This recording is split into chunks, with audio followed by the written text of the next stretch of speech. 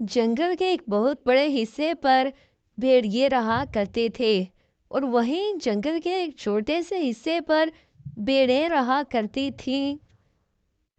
ان کے درمیان اکثر لڑائیاں ہو جاتی تھیں، اس لیے بھیڑوں نے اپنی حفاظت کے لیے کتے پال رکھے تھے۔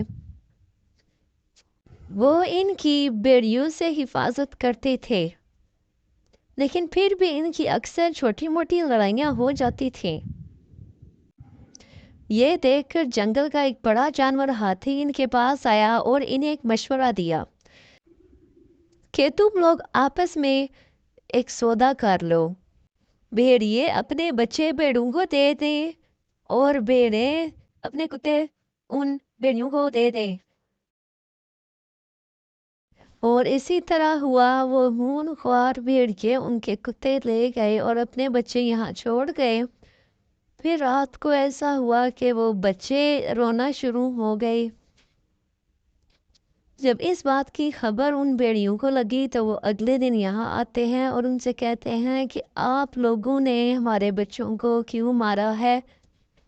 تو اس پر وہ کہنے لگے کہ یہ خود ہی رونا شروع ہو گئے تھے، ہم نے ان کو نہیں مارا۔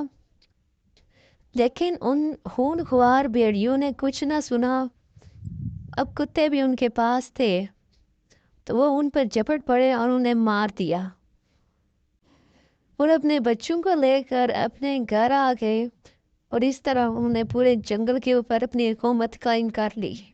اس کہانی کا نتیجہ یہی نکلتا ہے کہ ہمیں ہر کسی کے مشورے پر عمل نہیں کرنا چاہیے، بلکہ سوچ سمجھ کر فیصلہ لینا چاہیے۔